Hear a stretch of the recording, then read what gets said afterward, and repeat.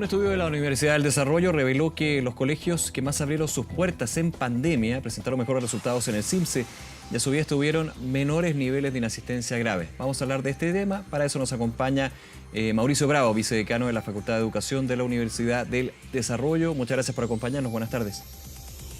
Hola, buenas tardes. Muchas gracias por la invitación. Con los resultados que han obtenido este estudio, Mauricio, ¿cuáles son las conclusiones y las señales de alerta, lo más alarmante, lo más preocupante, digamos, en términos de la información que se ha ido recabando también con otras mediciones? Por ejemplo, el CIMSE, digamos. Sí, efectivamente la Facultad de Educación, en conjunto con el Centro de Liderazgo Educativo de la UDD, estamos realizando varios estudios para lograr identificar cuáles son los impactos que tuvo el cierre de las escuelas durante la pandemia. Y lo que hicimos en esta oportunidad fue analizar el resultado del CIMSE de aquellas escuelas que estuvieron más tiempo cerradas durante la pandemia y luego ver si es que las trayectorias de asistencia escolar habían mejorado o no en el año 2023, en los meses de marzo y abril. Y ahí lo que observamos es que hay una tendencia que es bien clara, hay una relación bastante directa entre aquellas escuelas que tuvieron más días abiertos durante la pandemia, tienen mejores resultados en el CIMSE, tanto de lenguaje como matemática, tanto en segundo básico como en segundo medio. Y luego lo que vemos es que estos mismos colegios también tienen mejores tasas de asistencia escolar en el periodo marzo-abril del presente año.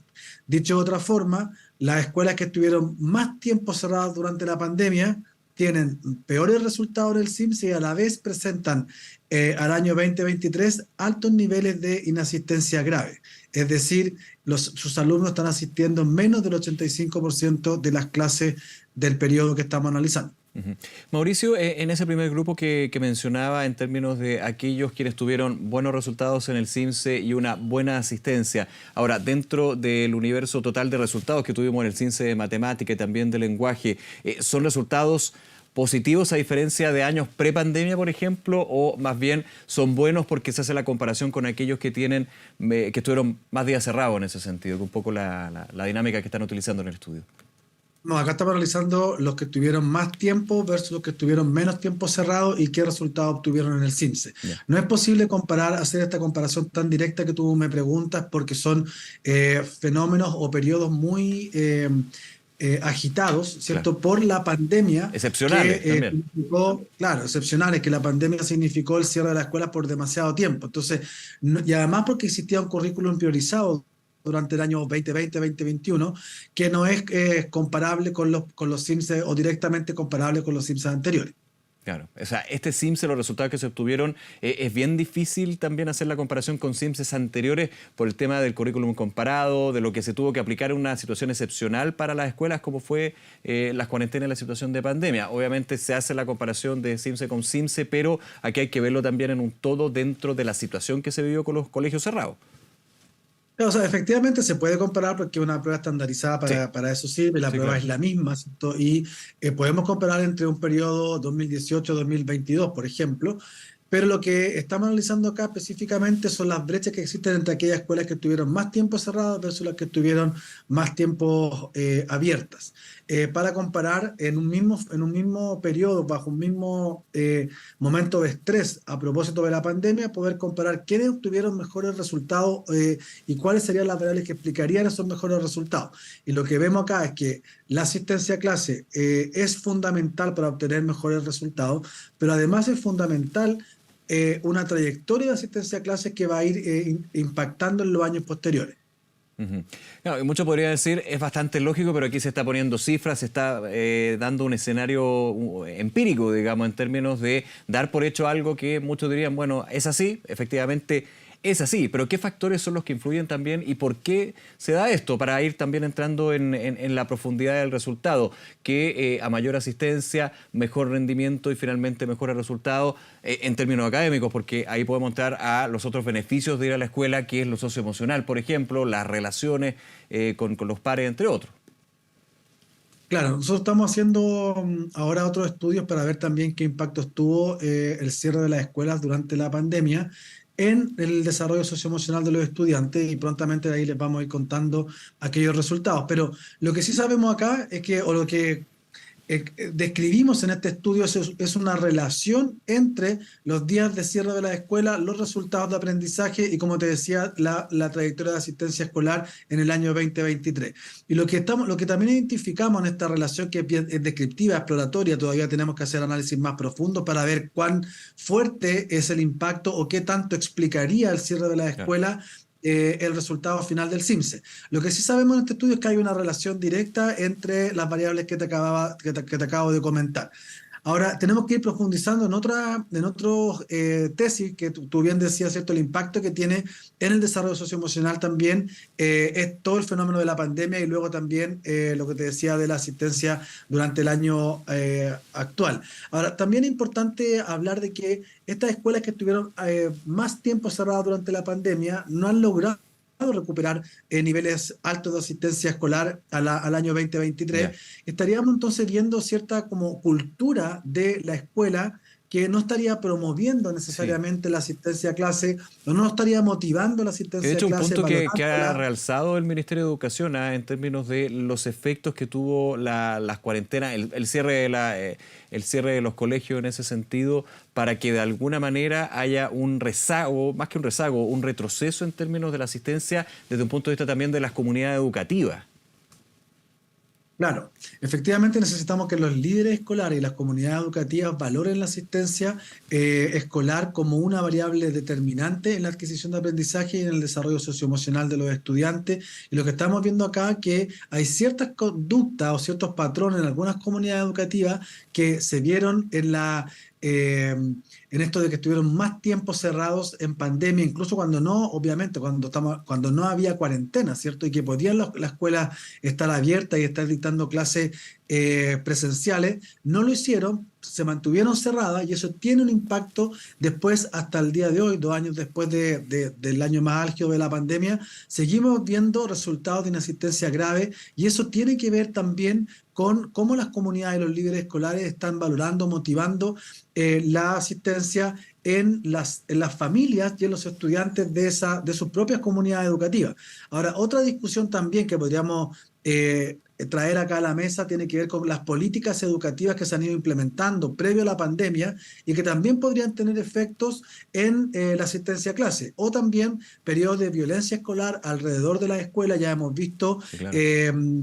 estos movimientos con mayor grado de violencia en algunos liceos, especialmente emblemáticos, o también, por ejemplo, un fenómeno más conocido recientemente que tiene que ver con la suspensión de clases por narcofunerales o por violencia alrededor de la escuela, que está haciendo que los padres tal vez tengan miedo de enviar a sus hijos a los establecimientos escolares y eso estaría desmotivando la asistencia a clase. Entonces, creo que son un conjunto Mm. de variables que Claro, porque están en sería este bien problema. apresurado, bien apresurado, Mauricio, en ese sentido, entendiendo el análisis que nos entrega, decir o hacer una hipótesis en términos de hay familias que finalmente no ven mucho sentido el ir a clases y finalmente se pueden obtener ese tipo de herramientas que entrega la escuela de otra forma. Podría haber un elemento ahí, o podría haber un grupo, pero sería medio apresurado hacerlo como una máxima o un tema más bien general, ¿no?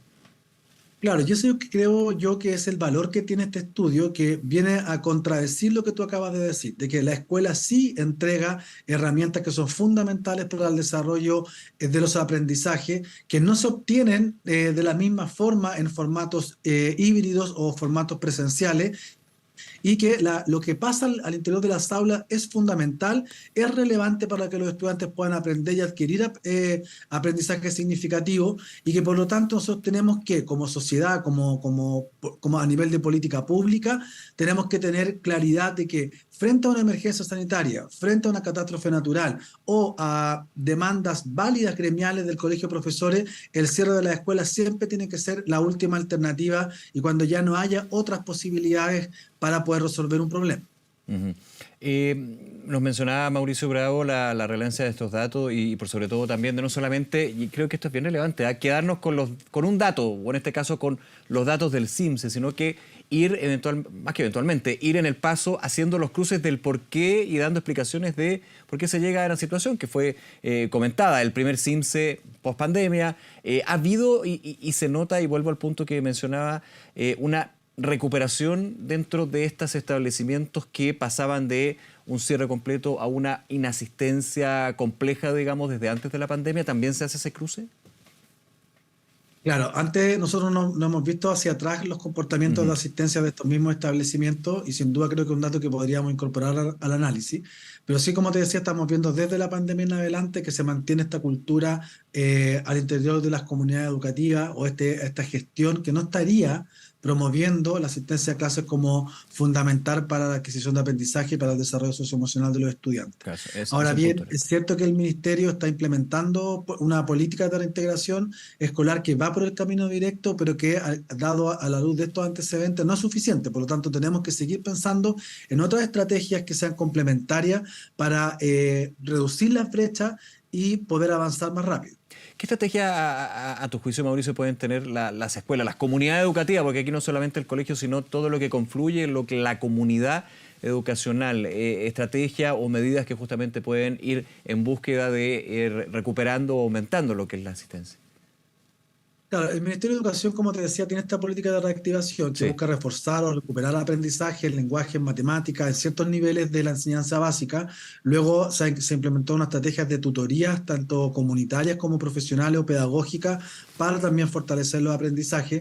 Y se está trabajando también fuertemente en la reinserción de muchos estudiantes que están fuera del sistema y también en reducir la inasistencia grave o la inasistencia a los establecimientos escolares. Entonces, creo que todo eso va por el camino correcto y que van a ir apuntando hacia un mismo propósito que evidencia este estudio y estos resultados. ujú, Pero tal vez tenemos que pensar tal vez en cómo trabajamos más colaborativamente con los líderes escolares, cómo trabajamos también en contextos específicos territoriales que hacen que la asistencia a clase tal vez sea menos valorada. Por ejemplo, lo que te decía anteriormente, relativo a ciertas comunidades más vulnerables donde hay mayor ocurrencia de violencia claro, alrededor de los establecimientos y que los padres válidamente pueden decir no voy a enviar a mi hijo porque no es porque seguro es peligroso. para él acercarse al establecimiento escolar. Y tal vez ahí tenemos que también buscar medidas preventivas para que la violencia se aleje de los establecimientos escolares. La violencia me refiero que está alrededor de la escuela, no la que ocurre Lo entiendo, lo necesariamente entiendo. adentro, eso sí está abordado por la política de reintegración o por otras políticas del gobierno, pero sí cómo logramos prevenir o garantizar la seguridad en los espacios que están alrededor de las escuelas, de tal manera que no sea peligroso para los padres o para los niños acercarse al establecimiento y de esa manera también poder motivar la asistencia a clase. Y como te decía, también resaltar este tipo de estudios que vienen a comprobar una relación entre la asistencia a clase y los resultados de aprendizaje que hasta hace un tiempo atrás eran más bien cuestionadas y que no se sabía mucho si esto era, si bien hay estudios que así lo comprobaban, había un cierto diagnóstico respecto de que tal vez no era tan relevante y que podían haber Claro, otras sí. estrategias. Y lo Sí, que estamos viendo ahora es que no, es que eso no es cierto. o sea, dentro de todo lo negativo que tuvo el cierre de la escuela, lo positivo es que se dio este escenario y esta especie de laboratorio, podríamos decir, para evidenciar ese hecho, porque finalmente la relevancia que tiene la presencialidad. Efectivamente, o sea, sin duda las clases online en su momento de crisis más álgido de la pandemia fueron un apoyo fundamental y que lograron que estas brechas no sean más altas de Más lo que altas de ya lo que, son, claro, claro. ¿cierto? Pero, Hay un valor ahí, y que efectivamente, en términos de las clases telemáticas en ese sentido, quizá ya tenemos claro que no reemplazan a las clases presenciales, pero y en el caso de las escuelas que podían hacer clases telemáticas y las formas también en que se podían hacer clases telemáticas, hay un valor en términos de que podría haber sido peor. Hay que pensarlo de esa manera, ¿no? Es difícil cuantificar, me exactamente, o sea, imagino. así hay que valorar que la educación a distancia fue un aporte que no fue suficiente, pero que fue un aporte en su momento y que Ujú. logró que esas brechas tal vez no fueran tan altas o más catastróficas de lo que ya son. Entonces ahora Lo que en pensando ese ya sentido para también se puede quedarnos usar como un insumo para ir potenciando este tipo de modalidades, ¿no?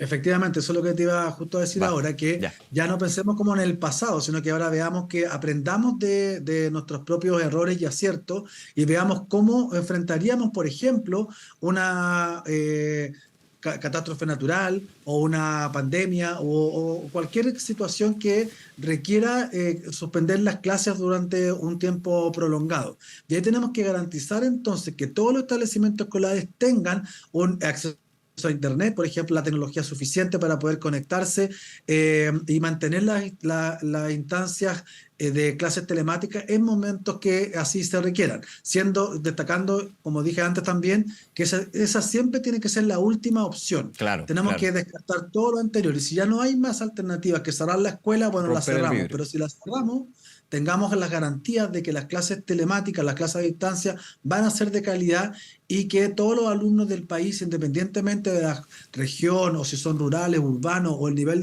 de vulnerabilidad que tengan, todos puedan tener accesos a clases Sí. a distancia Y me de imagino, calidad. Mauricio, también repensando lo que es la clase telemática con la clase presencial y que de hecho fue una labor bien compleja y súper loable por parte de los docentes, de los profesores, las profesoras que con una situación que nunca se había dado tuvieron que justamente hacer un cambio de switch y decir, bueno, no es lo mismo tener a los niños, a las niñas frente mío, con la atención o con los grados de atención que se pueden en una sala de clase, en una hora, por ejemplo, a tenerlo frente a un computador en la medida de lo posible, digamos. Ahí también hay un entender que las dos instancias, la presencial y digital, son completamente distintas y hay que pensarlas de manera distinta, ¿no?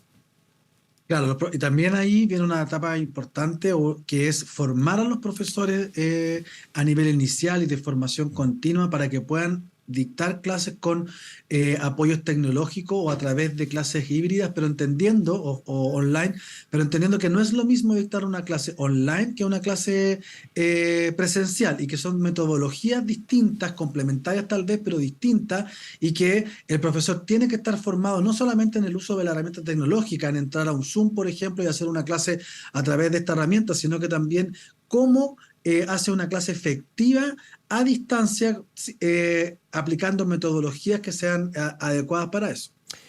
Mauricio Bravo, vicedecano de la Facultad de Educación de la Universidad del Desarrollo, muchas gracias nuevamente por acompañarnos y explicarnos los resultados de este estudio. Que esté muy bien. Muchas gracias, que estén muy bien. Hasta luego, chao.